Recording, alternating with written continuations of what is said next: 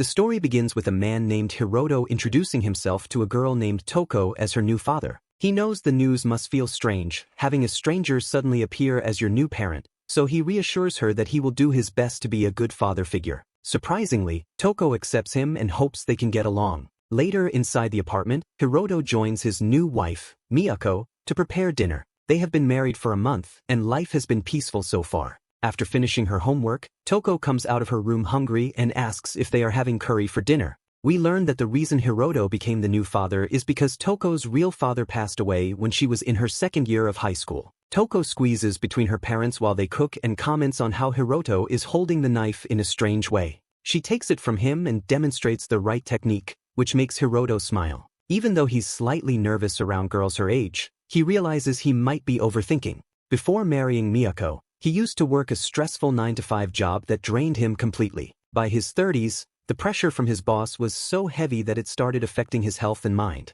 He lived alone and miserable in a small apartment. One day his mother called him, checking on his well-being. She mentioned that one of his classmates, Kobayashi, had recently gotten married, and she asked when Hiroto planned to settle down too. At that time, Hiroto wasn't sure what to think about his future. Back in the present, Miyako notices Hiroto spacing out while cooking and jokingly accuses him of thinking about another woman. He brushes it off, grateful that he can finally feel peace thanks to his new wife and daughter. Suddenly, Miyako realizes they've run out of curry ingredients. Hiroto offers to go buy some, but Miyako insists she'll go since the store is close. As she leaves, Hiroto feels a strange sense of anxiety he can't explain. Toko then calls for him and invites him to play games while they wait. She grabs his arm and pulls him toward the couch, but as they sit together, Hiroto senses something unusual. As they play, Toko rests against him, and he realizes she must be trying very hard to spend time with him, probably because Miyako, who often sleeps a lot, isn't always able to give her attention.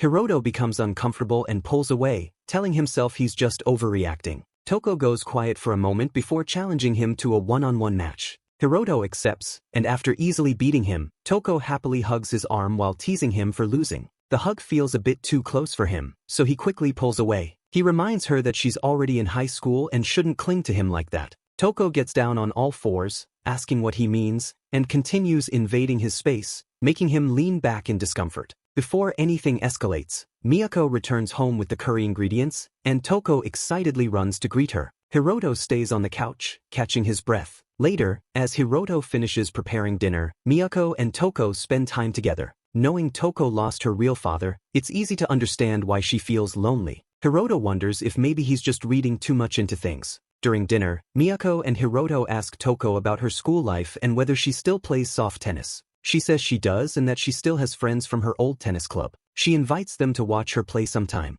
Miyako encourages Hiroto to go, if it won't interfere with work, though she herself is unsure if she can attend because of her health. Their quiet dinner is interrupted when Miyako's phone rings. While she steps aside to answer it, Toko tells Hiroto secretly that she wants him to come watch her match instead, saying most girls call their boyfriends to watch them. Hiroto gets nervous but agrees. Miyako returns and wonders what they were talking about, but Toko keeps it to herself. As she sits beside Hiroto again, she crosses her legs close to him and says they're getting along well. Hiroto, however, feels nothing but discomfort. Later that night, Hiroto and Miyako lie in bed. He wants to bring up what's been bothering him, but Miyako interrupts, saying she knows being a sudden father must be difficult. Hiroto immediately corrects her and says that's not the issue at all. He tells her he is truly happy to have married her and cares deeply for both her and her daughter. Miyako is moved by his words, and they hold each other closely. But as they rest together, Toko is shown listening just outside their room. The next day, Hiroto is bored at work when suddenly his coworker Sasaki bursts into the room and startles him. Sasaki checks in on him and reminds him that it's already lunch break. He invites Hiroto to eat together, and the two head to their usual spot. At the table, Hiroto takes out the lunch Toko prepared for him. He explains that his daughter made it herself. Sasaki complains that even his own wife refuses to make him lunch, and he's jealous that Hiroto has such a caring family. He then casually comments that both Hiroto's wife and daughter are beautiful and jokes about happy accidents happening in a house like his. Hiroto immediately slams his cup on the table, fed up. He tells Sasaki firmly that he would never think of anything indecent about his daughter. She's a high schooler with a future ahead of her, and it's his responsibility to protect her. Feeling awkward, Sasaki backs off and insists he was only joking. Later on the train home, Hiroto thinks about what he said. He remembers how close Toko got to him recently and how it made his heart race. He realizes he needs to act more like a proper parent and control his reactions better. When Hiroto arrives home, the living room is empty. He sits on the couch, but suddenly Toko jumps out and covers his eyes, startling him again. He turns around, sweating a little from the surprise. He asks where Miyako is, and Toko explains that she's still at the clinic and won't be home for a while. Realizing they're alone, Toko climbs onto Hiroto's lap and begins to undress him slowly. Hiroto freezes in shock. She pauses for a moment, leans in, and takes in his scent. That wakes him up, and he firmly pulls her off, trying to understand why she's acting so strangely. Catching his breath, Hiroto asks what's wrong with her. Toko calmly asks if it's bad for a father and daughter to be close. Hiroto tells her there's nothing wrong with being close as family.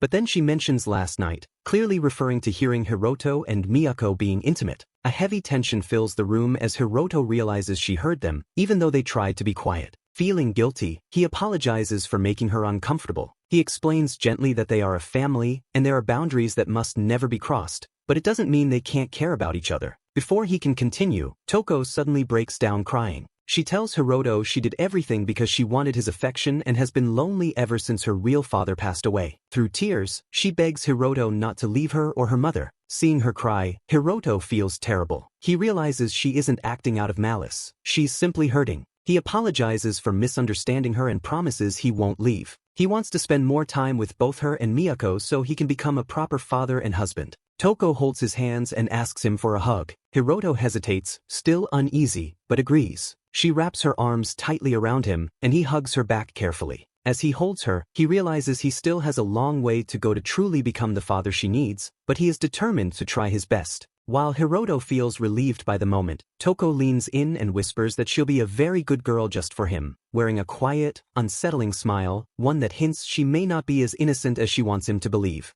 Inside the classroom, a student named Kato sat quietly in his seat while staring at Toko, who was smiling as she talked with her friend in the front row. Before he could snap out of it, the girl behind him, Honda, called him out, asking why he was staring at Toko so openly. Honda told him to give up before he embarrassed himself. Kato tried to deny it, but Honda could read his expression easily. She explained that she had known Toko since high school and that many boys had confessed to her before, all of whom were rejected. She left him with one final warning, but Kato had no intention of backing down. Later, Honda walked up to Toko and invited her to the tennis club. Toko apologized and said she needed to turn in some paperwork first. In the changing room, as they prepared for club activities, Honda suddenly asked Toko if she liked anyone. Toko hesitated, then quietly said she didn't have anyone in mind. Honda nudged her playfully and asked what kind of guy she preferred. Toko didn't have a specific answer, but said that if she had to choose, it would be her dad. Honda froze in confusion, unsure if she heard correctly. Before she could ask more, the other club members suddenly appeared and started bombarding Toko with their own questions. Annoyed, Honda shooed them away. Meanwhile, Kato was walking down the hallway when he noticed dark clouds gathering outside. He wondered if the tennis club would still be practicing. He entered the teacher's office to deliver printed handouts. His teacher accepted them and asked if he was heading to tennis club afterward. When Kato said yes, the teacher scratched his head, saying he planned to tell the clubs to go home early because of the weather, but forgot. He asked Kato to run errands instead and inform everyone about the cancellation. Kato hesitated since the girls had just arrived for practice, but he eventually agreed.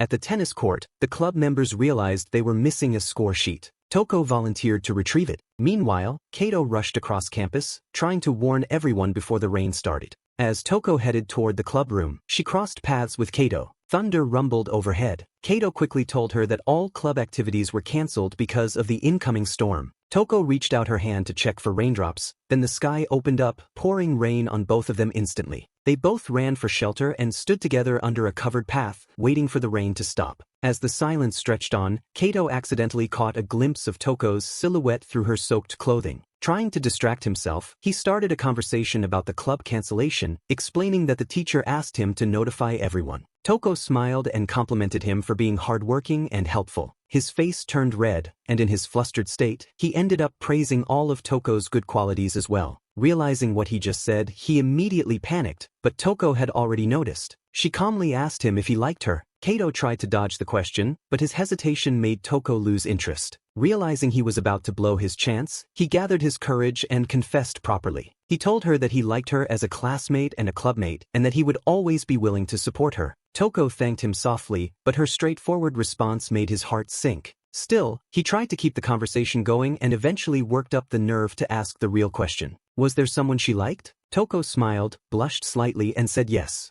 She already had someone she loved, and she didn't need anyone else as long as that person was in her life. Kato instantly understood what that meant. His chances were gone. Honda appeared shortly after and quietly pulled Kato aside, telling him to keep their conversation a secret. Kato watched Toko walk away and felt completely crushed. Back inside the classroom, he sat at his desk, wondering who Toko could be in love with. She seemed deeply attached to that person, and the thought bothered him more than he expected. He sighed, decided to head home, and tried to prepare himself for how awkward things might be next week. 1 week later. At the school lockers, he saw Toko walking by. Without thinking, he called her name. She turned toward him, so he quickly asked if she forgot her umbrella since he had a spare she could use. Toko said she didn't need one, she was waiting for someone to pick her up. And then, the entrance door opened. Hiroto appeared with an umbrella in hand, heading straight toward Toko. Her face lit up instantly. She ran to him and slipped under the umbrella, cheerful as ever, telling him they could share one together. As they walked away, Kato stood frozen. He noted that her father looked surprisingly young. Then he remembered Toko's words from before, about the person she liked. He tried to tell himself it couldn't be true, but watching her bright smile as she walked beside Hiroto, he understood. She wasn't joking, and Kato could only stare, realizing the truth he never wanted to accept. After they returned home, Hiroto and Toko were all drenched from the rain. Suddenly, Miyako removed her wet clothes, and in that moment, Hiroto saw a large, gaping hole on her torso. Shocked, he realized she looked hollow inside and immediately woke up from the nightmare.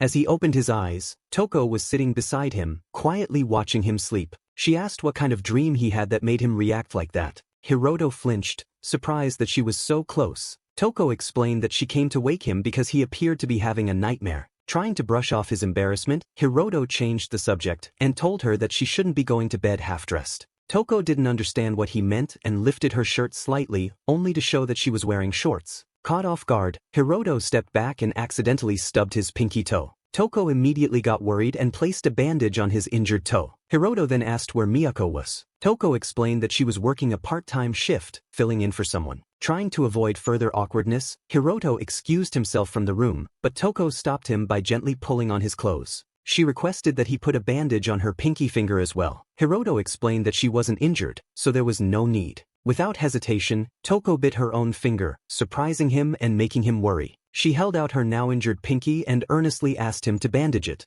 Hiroto couldn't understand her behavior. Her view of affection felt unusually distorted. He told her not to do something like that again and reassured her that he would put a bandage on her anytime she needed. Toko simply laughed and said that family should share both pain and comfort, something she said her late father taught her. After their exchange, they headed to the living room to prepare breakfast. Miyako sent a message to Hiroto, telling him she couldn't make it for breakfast because she had to work that morning. As Hiroto and Toko talked, he asked if she had anything planned for the day. Toko said she was free until tomorrow. She then turned the question around and asked if Hiroto had plans. When he said he didn't, Toko immediately asked him to go out with her. Hiroto hesitated and said that taking an older man like him on a date wouldn't be fun. Toko clarified that she just needed someone to accompany her to buy something. Realizing he misunderstood, Hiroto felt relieved. Excited, Toko went to change clothes. A short while later, she called for him and showed off her outfit. Hiroto was taken aback by how good she looked and almost misspoke before managing to compliment her properly. They headed outside and as expected, people glanced in their direction because of their age difference. Hiroto ignored the attention. To him, Toko's happiness was what mattered most.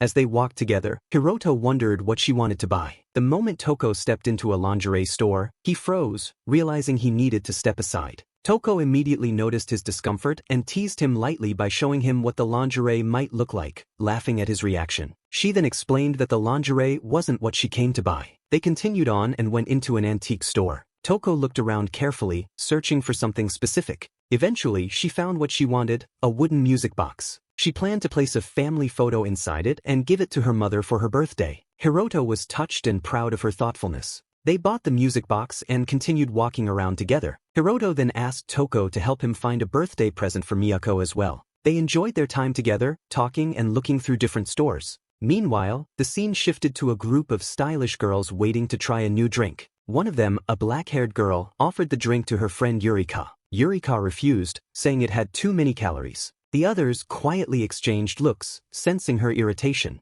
Yurika's mood had been off because her mother kept texting her to return home at specific times. As she glanced around, Yurika noticed Toko walking with her father, linked arm in arm. The sight made Yurika smirk to herself. She sensed an opportunity for drama and she wasn't about to let it pass. Yurika scrolled through her Instagram feed, completely absorbed in the constant stream of likes and follows. She lived for the notifications. Her friends stood nearby, clearly jealous of the attention she was getting, which made Yurika brag even more. Their conversation was suddenly interrupted by another classmate asking Toko for permission to post a video with her. It was a short dance clip they had filmed earlier, but Toko had accidentally walked into the frame, and the video went viral because viewers were captivated by her beauty. The classmate asked if Toko had any social media accounts, saying she'd become famous instantly. Toko replied that she had none and didn't really understand how social media worked. Hearing this, Yurika's frustration grew. She didn't like the way Toko acted, always polite, soft-spoken, and effortlessly perfect in front of everyone.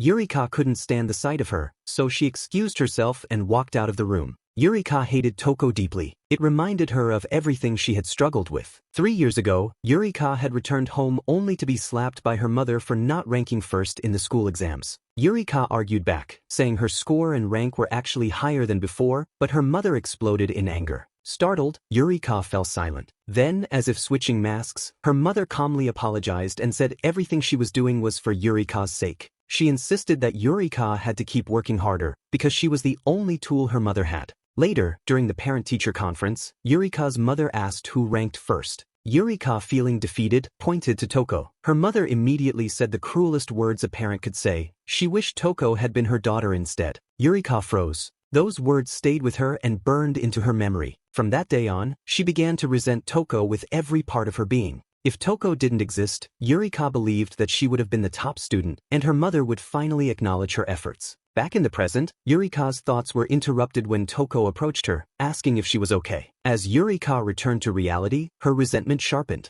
She had decided that she would take everything Toko had stolen from her. She had been observing Toko, trying to find any weaknesses, but nothing ever surfaced. That was until today. Yurika finally had something. A photo of Toko walking outside while linking arms with her father. Her classmates didn't know he was Toko's father, so rumors quickly began circulating that the man was her sponsor or sugar daddy. Yurika anonymously sent the photo to several students, letting it spread through the school like wildfire. Satisfied, she headed to the rooftop alone. She imagined the chaos that would unfold once the rumor reached everyone. In her mind, Toko's downfall was finally beginning and she would reclaim the position she believed she deserved as the #1 girl in the school.